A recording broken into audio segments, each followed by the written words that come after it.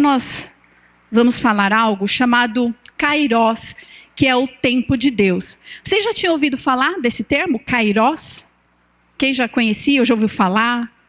Já? Amém. Kairos. Kairos é o tempo de Deus. E ele é muito diferente do tempo Cronos, que é o que a gente conhece, cronológico, Cronos. O Cronos, o ser humano, todos os seres humanos estão sujeitos ao Cronos. Nós envelhecemos, enfim, nós temos um início, um fim. Isso é perfeitamente normal. Isso é inerente ao ser humano. Porém, o Kairos, que é o tempo de Deus, ele é muito diferente do tempo Cronos. E aí nós vamos começar a ver, através da luz da palavra, que muitas situações na nossa vida, que nós queremos que aconteça no tempo cronológico, imediato, e muitas vezes Deus está nos chamando a atenção para o tempo Kairos, o tempo de Deus, que é completamente diferente do nosso. E para a gente poder então começar, vamos ver alguns textos. Primeiro lá em Mateus, no capítulo 15, versículos 21 a 25. Se você tiver a Bíblia, quiser acompanhar, eu vou acompanhar aqui na minha Bíblia, se você quiser acompanhar aí na tela. Mateus 15, 21 ao 25. Partindo Jesus dali, retirou-se para os lados de Tiro e Sidom. E eis que uma mulher cananeia, que viera daquelas regiões, clamava: Senhor, filho de Davi, tem compaixão de mim. A minha filha está horrivelmente endemoniada.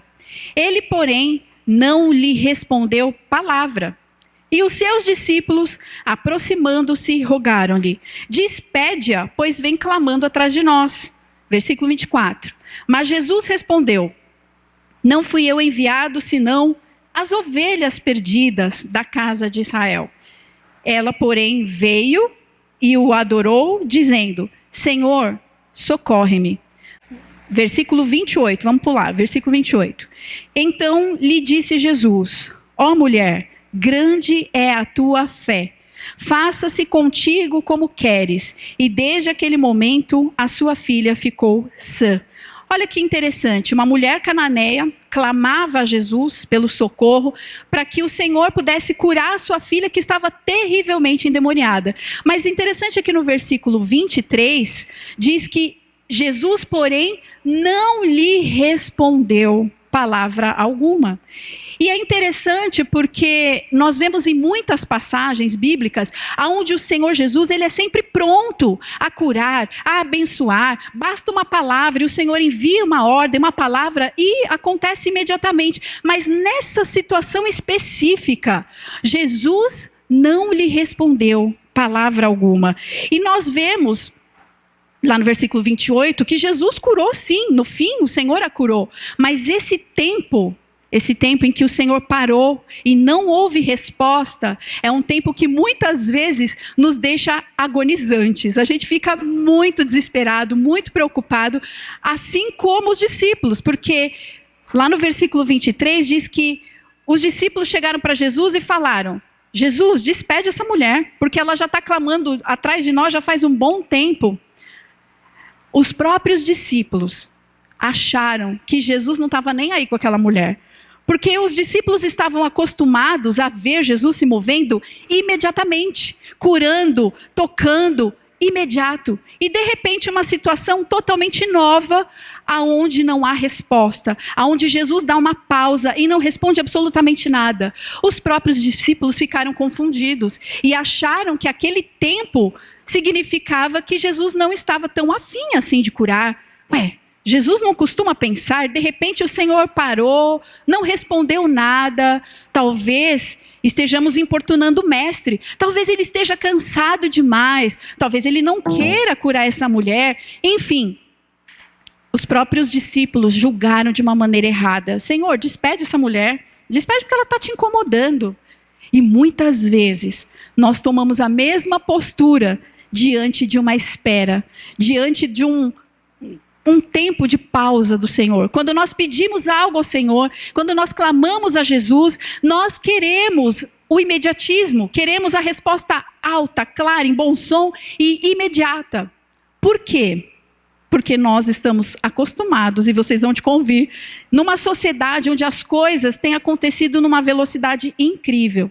Sexta-feira no Domus a gente até estava conversando sobre isso, que quanto mais a sociedade se automatiza, quanto mais as coisas estão rápidas e fáceis, tudo está diante de um clique, basta um dedo, um clique, e as coisas acontecem. E nós começamos a perceber que trazemos isso, essa realidade para as nossas vidas. Nós queremos que as coisas aconteçam no nosso tempo, imediatamente. Mas existe um tempo perfeito, um tempo que diz a palavra do Senhor, é o tempo Kairos, é o tempo de Deus. O tempo dele, gente, é perfeito, é exato, é oportuno. Não significa que Jesus não quisesse curar aquela mulher. Ele concedeu sim, ele ouviu, ele queria curá-la, mas ele queria trabalhar algo que nós vamos ver aí no texto ao longo da pregação. E esse tempo de espera nas nossas vidas significa algo também da parte de Deus. Em alguns momentos, você vai clamar, você vai orar, você vai falar com Jesus, e ele vai fazer instantaneamente. Vocês já tiveram experiências assim? Já tiveram algumas? Se não tiveram, vão ter. Algumas que você mal declarou, e o Senhor já foi lá na tua casa, já agiu, você chega lá, o Senhor já moveu. Mas existem situações, meus queridos irmãos, que é justamente essa situação que eu quero chamar a atenção, que são as situações mais difíceis, quando Deus fala para nós, espera. Essa palavra, ela é horrível para nós não queremos esperar, mas existe um trabalhar, existe um propósito de Deus nessa pausa, onde Jesus não responde absolutamente nada. Será que aquela mulher, vocês acreditam que aquela mulher, de repente, ela não tinha fé o suficiente para alcançar aquela cura? De repente, o problema dela era a fé? O que vocês acham? O problema é porque ela não estava orando fervorosamente. Será? Será que ela não estava orando uma necessidade real? Lembra que há 2 domingos atrás nós falamos sobre as necessidades reais? Porque Jesus sempre vai atender às nossas reais necessidades. E não aquilo que a gente considera necessário, mas aquilo que Ele considera necessário. Será que não era necessário uma necessidade real? Uma cura de uma filha que estava terrivelmente endemoniada? Era uma necessidade real. Ela tinha fé, porque no versículo 28 diz, ó mulher, grande é a tua fé.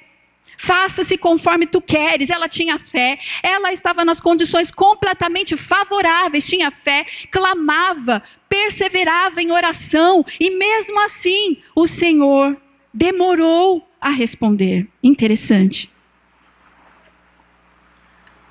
Em outra passagem, muito parecida, mas completamente diferente, lá em Mateus capítulo 8, versículos 6 e 8, inclusive no mesmo livro, uma situação muito parecida. Acompanha aí, Mateus capítulo 8, versículo 6.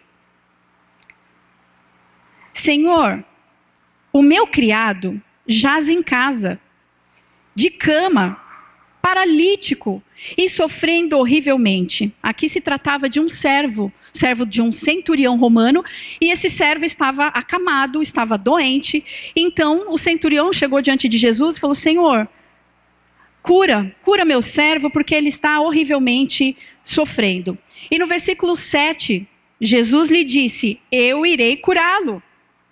Mas o centurião respondeu, Senhor, eu não sou digno de que entres em minha casa, mas apenas manda com uma palavra e o meu rapaz será curado. Versículo 13.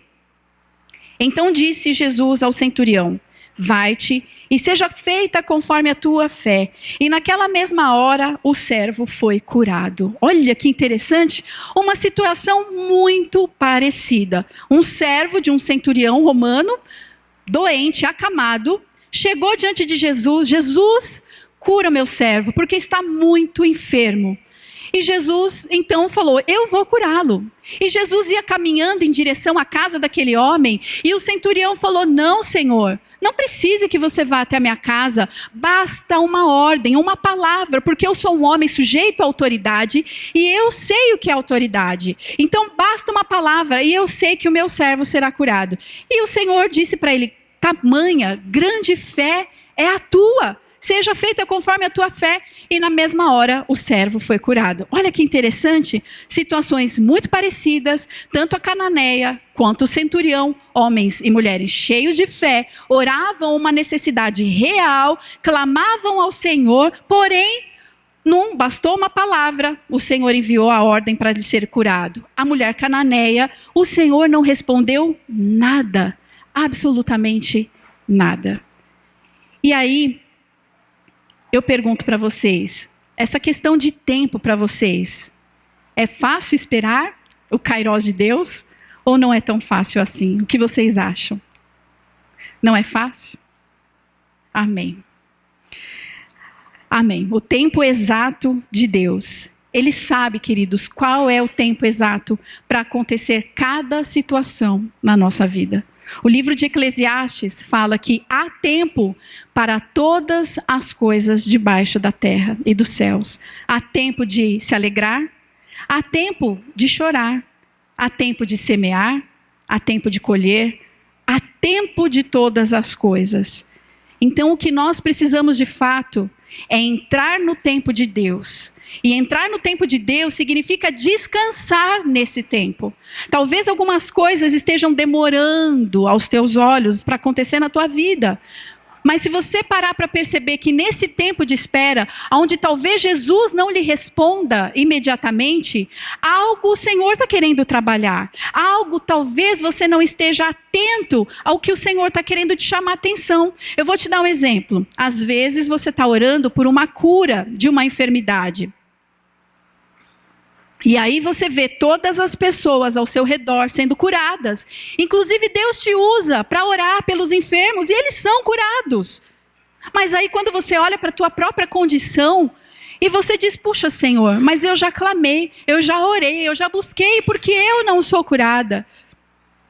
Você já parou para perceber que talvez esse tempo de espera seja o tempo em que Deus esteja trabalhando na sua família? Que talvez a tua enfermidade está gerando no coração das pessoas que estão ao seu redor uma compaixão maior, um amor, uma unidade. De repente a sua família estava completamente desunida e por conta da tua situação, a família se moveu em compaixão, em amor e tem se unido e tem buscado uma ajuda e nisso o Senhor está agindo, o Senhor está trabalhando e muitas vezes nós não percebemos esse agir de Deus. Às vezes você está pedindo a restauração do seu lar, do seu filho, da sua filha, da sua empresa, pedindo uma direção para o Senhor. Isso é muito bom, precisamos disso. Mas existe o tempo em que o Senhor prepara todas as coisas. Por quê? Porque Deus, Ele quer, além de responder às nossas questões e nos restaurar, Ele também quer nos usar de uma maneira muito profunda. E para que Ele possa nos usar de uma maneira tão sublime, tão profunda, nós precisamos deixar Deus tratar o nosso coração, tratar a nossa vida durante esse período de espera. Para ficar mais claro, vocês lembram de Paulo? Paulo, um grande apóstolo de Jesus. Olha que interessante a história desse homem, só para a gente poder entender. Paulo, que era chamado Saulo, diz a palavra de Deus que era um homem que simplesmente mandava matar todos os cristãos. Ele era praticamente um assassino. Não só mandava matar, mas ele mesmo matava. E ele era um homem muito temente a Deus, da maneira dele. Ele era muito estudioso, muito temente a Deus, mas ele era um assassino dos cristãos. E um dia ele estava no caminho de Damasco, ele ia para Damasco pegar uma carta para colocar os cristãos presos na região de Jerusalém. Ele ia pegar as pessoas, prendê-las em Jerusalém, porque ele achava que aquilo era o correto. E aí diz a palavra do Senhor lá no livro de Atos, que Saulo, quando estava no caminho de Damasco, ele teve um encontro, ele teve uma visão onde ele viu Jesus. E ali ele teve um encontro verdadeiro e imediato e real com o Senhor. Jesus virou para ele e falou, Saulo, Saulo, por que tu me persegues? E ele falou, mas quem é o Senhor? Eu sou a Jesus, a quem você está perseguindo.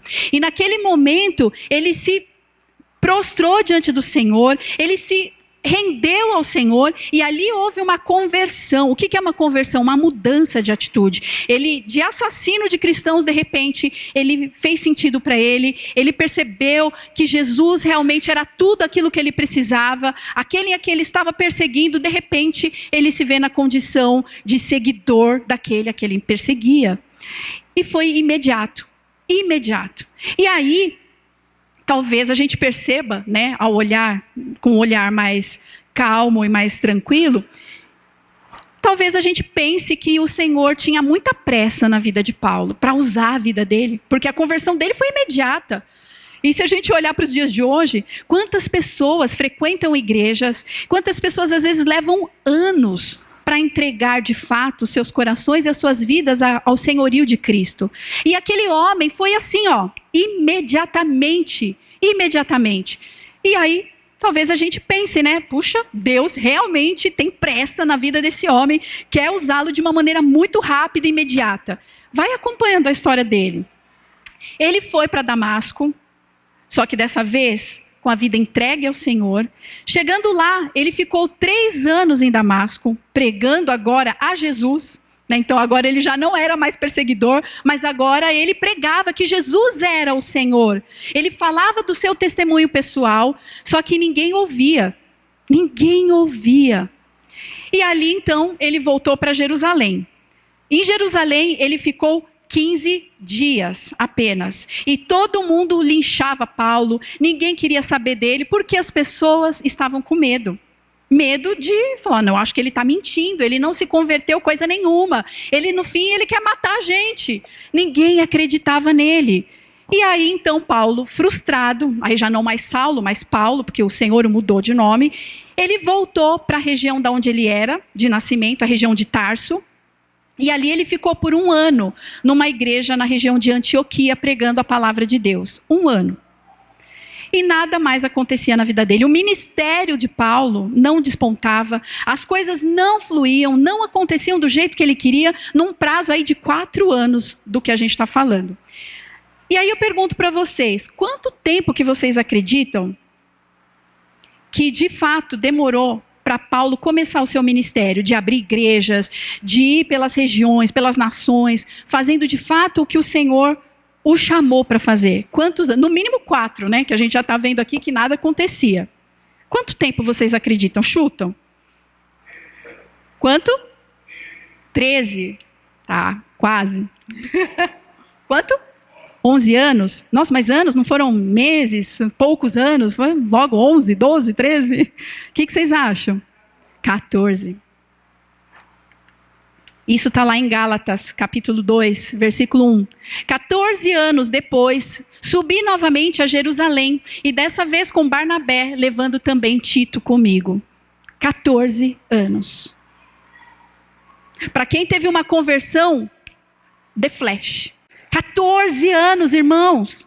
Quanto tempo você está esperando tua bênção, tua promessa, aquilo que Deus derramou na tua vida, aquilo que Deus te falou um dia? 14 anos. Pastora, mas não é muito tempo? No tempo cronológico, sim. No tempo kairós de Deus, não. Por quê? Paulo, se você olhar as epístolas de Paulo, Paulo era um homem extremamente orgulhoso. Por quê? Porque simplesmente ele foi estudioso da palavra, ele recebeu o melhor daquela época. Quem ensinou Paulo a respeito da palavra de Deus, nada melhor do que Gamaliel. Gamaliel era o bambambam da sociedade. E ele foi instruído pelo próprio Gamaliel. Ele era um homem cheio de conhecimento, ele tinha muito conteúdo, e por isso ele se gabava um pouquinho. Ele era muito orgulhoso. Ah, pastora, será que você não está viajando? Dá uma olhada com calma nas epístolas de Paulo. As primeiras epístolas de Paulo, as primeiras cartas, quando ele começa escrevendo, ele já se intitula, olha, eu não sou inferior a nenhum apóstolo. Aliás, eu estou ali, na mesma condição que os apóstolos. Mesmo que a gente sabe que todos os apóstolos tiveram o privilégio de caminhar presencialmente com Jesus. Paulo foi o único que não.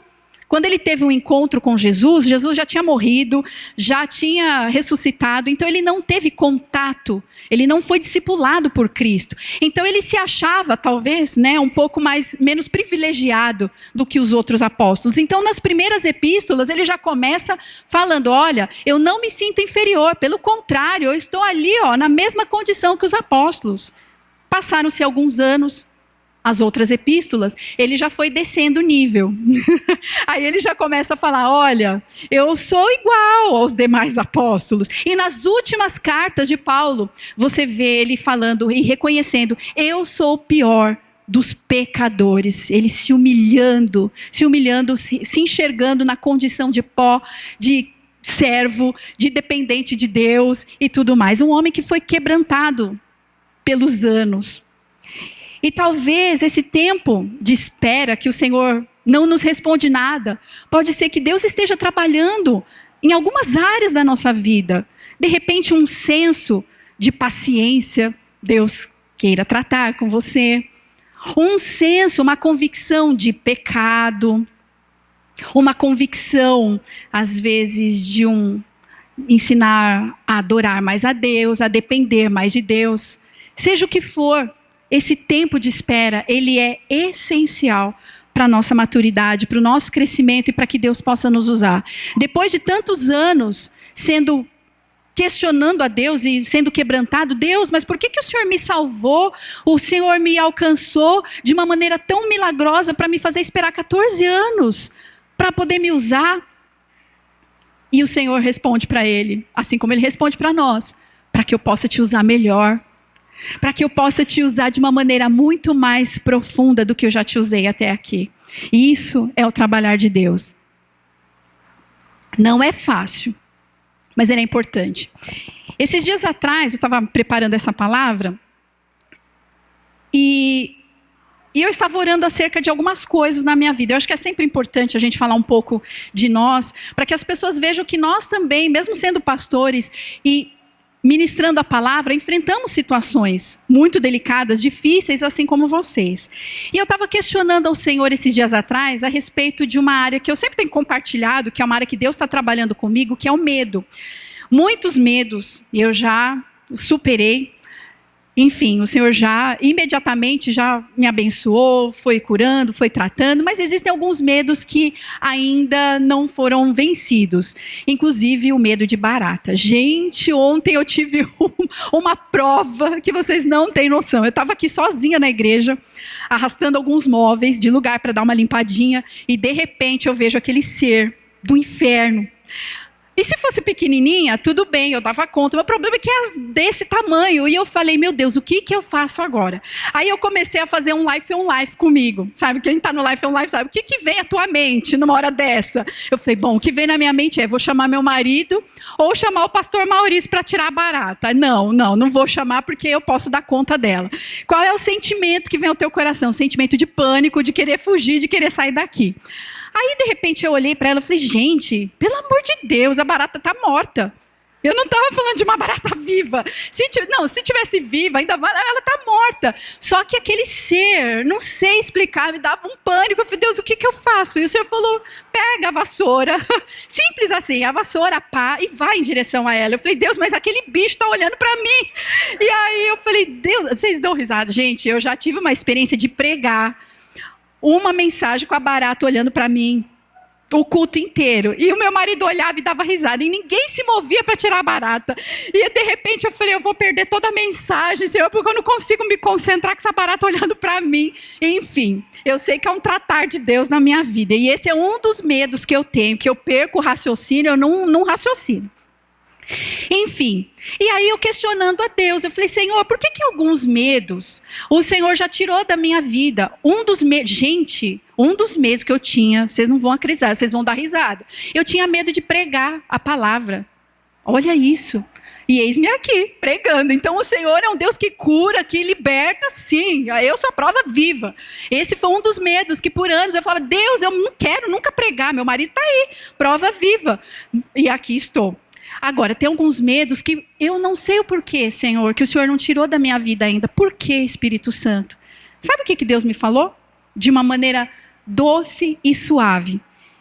ele falou: filha, eu quero te trazer uma revelação mais profunda do meu amor.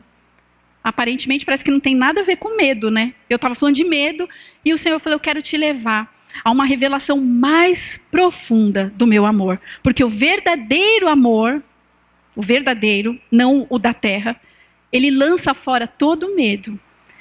E aí eu fiquei pensando, eu falei: nossa, que estratégia maravilhosa, Senhor, que eu não tinha pensado nisso.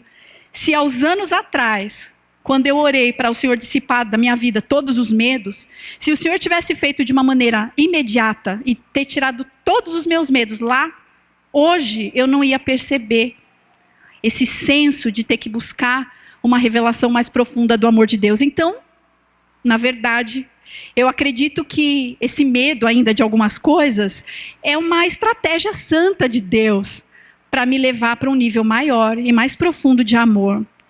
Então, e às vezes a gente reclama desse tempo, porque está demorando, porque Deus não está ouvindo, e na verdade Ele está querendo despertar em nós um senso mais profundo, que talvez a gente não tenha enxergado até aqui.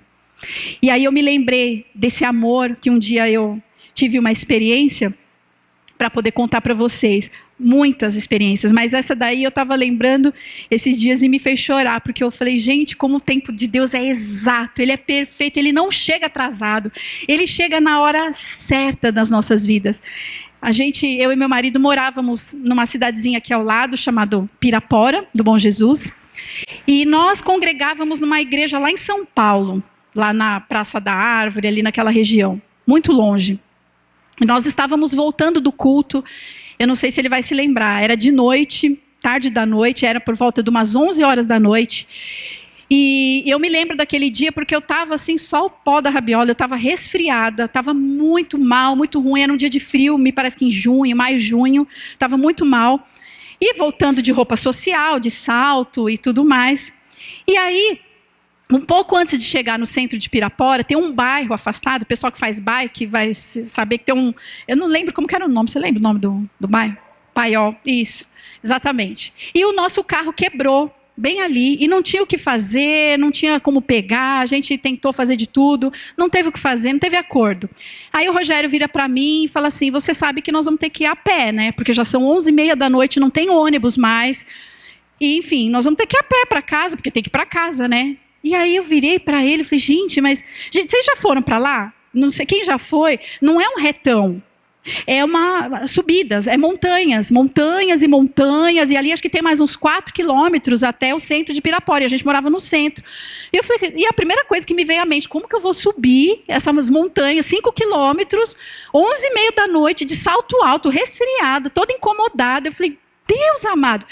O primeiro pensamento que veio na minha mente, e eu não vou mentir para vocês, o primeiro foi: Senhor, a gente estava na tua casa, a gente estava na igreja te servindo. Tipo, em outras palavras, é assim que o Senhor vai fazer com a gente, o Senhor vai permitir isso na nossa vida. E quantas vezes a gente faz isso? Deus, eu sou tua serva. Senhor, eu sou temente. E é assim que o Senhor vai agir comigo, é assim que o Senhor vai me tratar. A gente se vitimiza muitas vezes. E naquela mesma hora que os pensamentos quiseram entrar na minha mente, na hora, e vocês sabem que o campo de batalha, o nosso campo de batalha é aqui, né? É a mente. E aí eu comecei a renovar minha mente, comecei a parar de pensar daquela maneira, e eu comecei a falar: não, mas que ingratidão da minha parte. Jesus já fez tudo por mim. Ele morreu, ele sofreu muito mais do que eu. Ele morreu sem merecer, porque ele não tinha pecado. E ele não morreu na velhice dele, onde ele poderia usufruir a vida dele. Ele morreu aos 33 anos de idade, na flor da idade, para me salvar. E eu aqui reclamando, porque eu vou ter que andar um pouquinho. Aí eu parei e falei: Vanessa, para com esses pensamentos. E agradeça ao Senhor, porque ainda bem que você tem perna para andar. E quantas pessoas que nem perna não têm, gostariam de ter 2 pernas para poder andar 5 quilômetros. E você está aí cheia de saúde. Sabe, naquela hora, eu caí na real e eu falei: Senhor, me perdoe. E eu não comentei nada com ele, era tudo aqui. Ele olhava para mim, eu olhava para ele, a gente não trocava um pio, a gente não falava nada, com medo de pecar, com medo de falar alguma coisa. E ali nós começamos a andar, fechamos o carro, começamos a andar. Chegamos a andar uns 100 metros, mais ou menos. Pegamos um pouquinho da subida. E nada acontecia, os dois caladinhos. Ele falou, você sabe que... Aí ele falou assim, uma hora, você sabe que a caminhada vai ser longa, né? Aí eu falei, eu sei, mas tudo bem. E ponto final. Dali, depois de uns 100 metros que a gente começou a caminhar, já na subidinha, de repente passa um carro, eu acho que era da Guarda Civil, né, uma hora daquela que não é comum, né, e passa, eu só vi o giroflex, né, tal, passou por nós e se embrenhou no meio das montanhas. E na hora eu fiquei pensando, falei, nossa, poderia ter passado e ter parado, né, poderia, e eu queria reclamar de novo, falei, não, eu vou ficar firme, e eu não vou reclamar de nada, tudo está perfeitamente nas mãos do Senhor, e eu vou agradecer a Deus, eu vou louvar a Deus em espírito, porque Ele é digno e acabou. Pronto. E nessa postura, nesse tempo, o que aconteceu? De repente, eis que surge novamente o carro voltando. Aqui eu vi a luzinha do giroflex, aí acendeu aquela esperança no coração. Eu falei, será que eles estão vindo na nossa direção? E aí, dito e feito, voltaram e pararam do nosso lado, eram 2 guardas, e perguntaram, vocês estão precisando de carona? Sim, estamos! Nosso carro está ali atrás, está quebrado, e nós moramos ali no centro de Pirapora, tal, enfim. E aí, eles nos deixaram na porta da nossa casa, e nós começamos a falar do amor de Deus, abençoamos a noite deles, o dia deles, o trabalho deles, e foi uma experiência maravilhosa. Mas o que chama a atenção... Porque eu fiquei pensando, por que Deus não permitiu que aqueles guardas chegassem um pouco antes, na hora que quebrou o carro, exatamente no momento em que quebrou o carro? Ele esperou aquele tempo da gente, a gente teve que andar 100 metros, porque eu acredito que nesse tempo Kairos, Deus estava olhando o meu coração e o do meu marido, para ver o que estava lá dentro do coração da gente. Se a gente ia murmurar, se a gente ia questionar a Deus, se a gente ia reclamar da vida, e esse tempo foi muito importante para que Deus pudesse examinar o nosso coração. Sabe aquele versículo lá no Velho Testamento, que o Senhor fala, te provei, te fiz passar fome, te fiz passar sede, não para o teu mal, era para ver o que estava lá no teu coração. E esse tempo, queridos, ele faz toda a diferença na nossa vida. Toda a diferença. A gente falou um pouquinho de Saulo, de Paulo, mas se você pegar toda a palavra de Deus, você vai ver inúmeros exemplos onde Deus entrega uma promessa e ele demora aos nossos olhos. Abraão e Sara, Deus falou, vou dar um filho na velhice. Aí eles já eram de idade quando receberam a promessa. Quanto tempo levou para se cumprir a promessa? Quanto? Exatamente. Muitos anos. Muitos anos. E eles já eram de idade. Davi foi ungido rei sobre Israel. Deus havia rejeitado o antigo rei, que era Saul. Falou, eu o rejeitei e eu me provi de um novo rei, que é melhor do que você, Davi. Samuel foi lá, derramou unção sobre Davi, foi aquela festa maravilhosa, agora nós temos um novo rei. Uhul! Quanto tempo levou para Davi tomar posse? Para ele tomar posse mesmo de ser rei? Foi imediato? Foram 13 anos, 13, 14? 13 anos. Você falou, poxa vida, mas Deus já não tinha desagradado de Saul? Desagradou. E o que aconteceu com Davi depois da unção, nesses 13 anos? Ele continuou sendo perseguido por Saul, por 13 anos. Mesmo Deus já ungido a Davi. 13 anos, queridos, 13 anos. Até que ele realmente assumiu o trono e entrou no tempo de Deus. Então a gente vê que Deus, ele trabalha numa ótica muito diferente da nossa. Às vezes Deus está falando para você, porque você está orando e pedindo, Senhor, me tira dessa situação constrangedora, essa injustiça que eu estou sofrendo no meu local de trabalho, na minha empresa. Senhor, o Senhor não está vendo? O Senhor não está atentado à minha situação, essa injustiça? Sim, o Senhor está. Ele só está dizendo para você e para mim, tenha paciência, porque eu sou o dono do tempo, eu estou no controle de tudo. Creia somente, entre no descanso do Senhor. É o que Deus está falando para nós, igreja. E muitas vezes a gente não percebe. A mulher cananeia, ela teve o seu pedido respondido, de fato. Mas olha o que Deus fez na vida dela. Vamos voltar lá para Mateus 15, no último versículo. Aliás, perdão. No último não, eu já mostro para vocês. No versículo 25 de Mateus 15. Aquele tempo em que Jesus não lhe respondeu palavra, algo brotou do coração daquela mulher. Um senso despertou nela. Que foi, no versículo 25, ela, porém, veio e o adorou, dizendo: Senhor, socorre-me. Ela adorou a Jesus.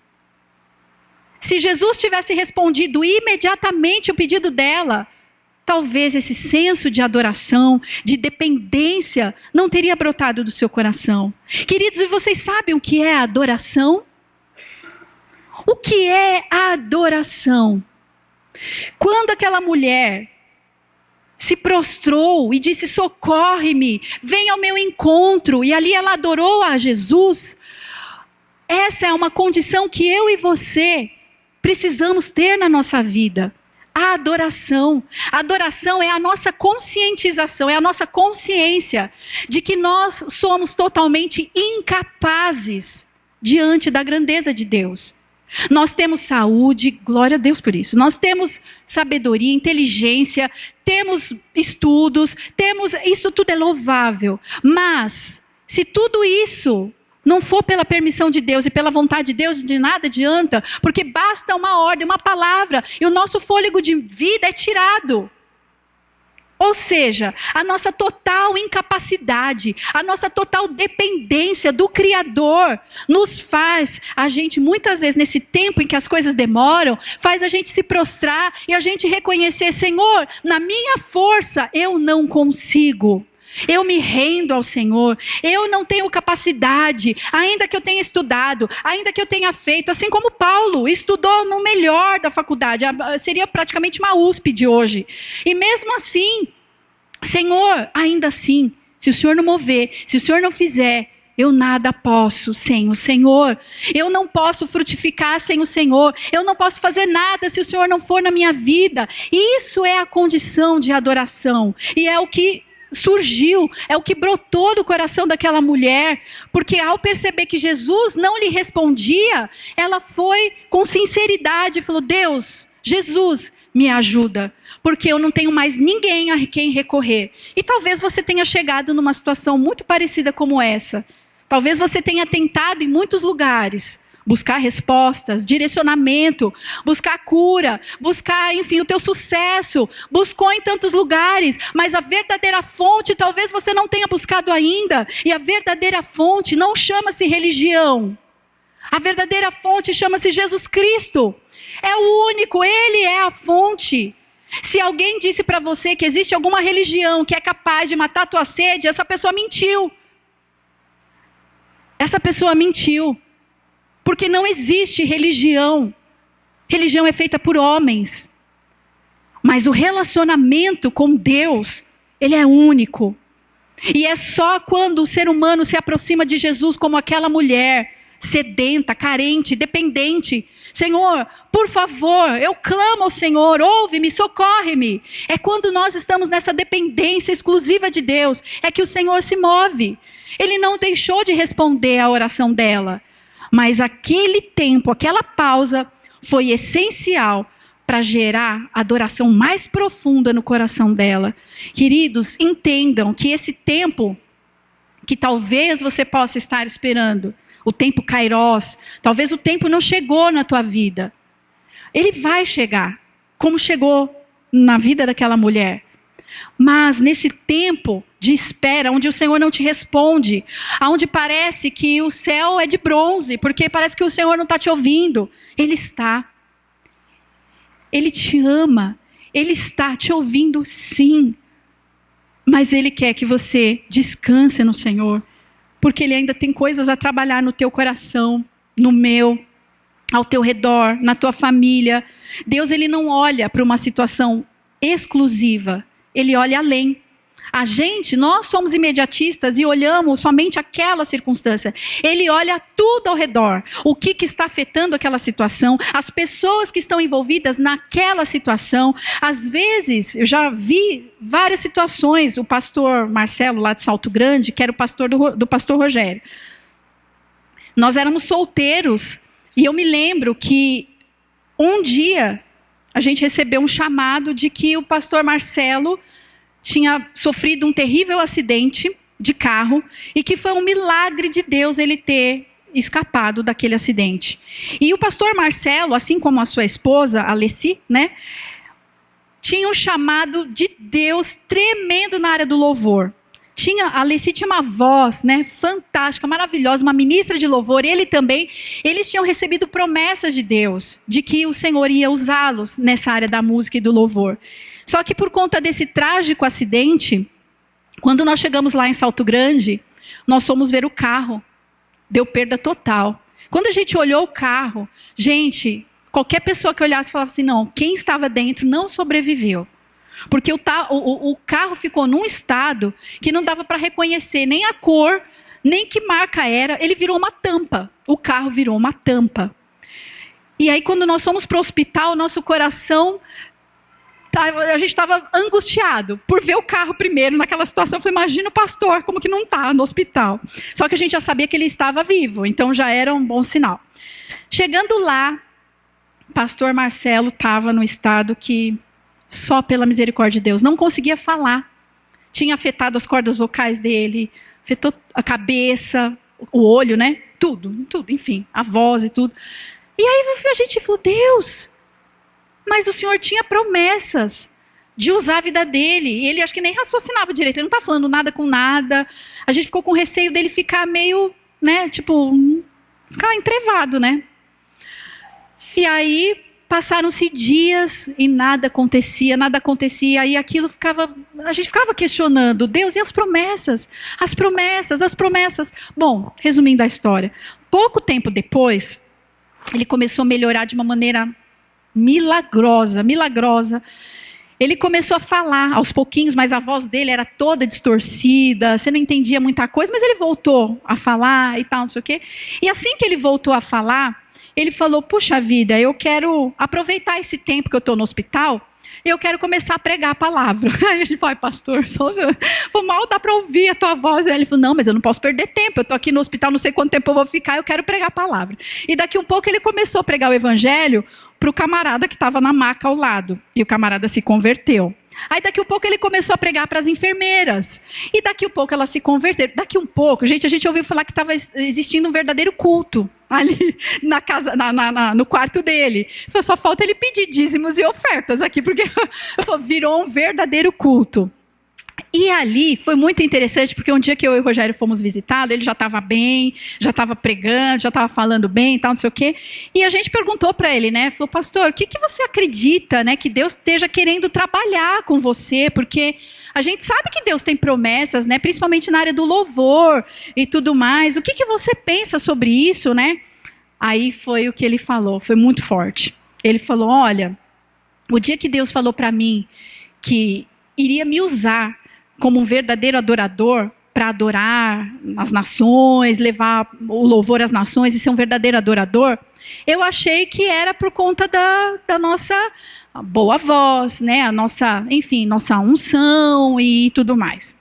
Ele falou, só que o Espírito Santo começou a falar para mim que, na verdade, ele não tinha como me usar de uma maneira mais profunda, porque eu não sabia o que era ser um verdadeiro adorador. Eu tinha uma voz linda, maravilhosa, eu fui na escola de música, enfim, estava tudo lindo, mas o coração... Eu não sabia o que era adorar a Deus em espírito e em verdade. E nesse tempo em que eu estive aqui no hospital, Deus começou a falar tanto com o meu coração, mas tanto ao meu coração. Eu comecei a ser grato por coisas que eu nem lembrava. Comecei a ser grato à vida, o ar que eu respiro. Eu comecei a agradecer ao Senhor, porque eu lembrava que nos dias que eu tinha saúde, eu não agradecia a Deus pelas coisas tão triviais e corriqueiras. Sabe, pelo simples fato de poder levantar de uma cama e tomar um café da manhã, aquilo passava despercebido na minha vida. E eu comecei a valorizar tanto esses dias de poder tomar café com a minha família, sabe? De poder levantar de manhã, de poder olhar os passarinhos, de poder contemplar a natureza. E eu falei, aquilo me gerou uma gratidão tão grande, uma profunda adoração por Deus. Ele falou, e agora eu entendo que realmente eu sei o que é ser um verdadeiro adorador. Pouco tempo depois, eu não sei se foi 1 ano, 2, quanto tempo, você lembra? Uns 2 anos? Uns 2 anos depois. Hoje o pastor Marcelo está bem, já se passaram anos.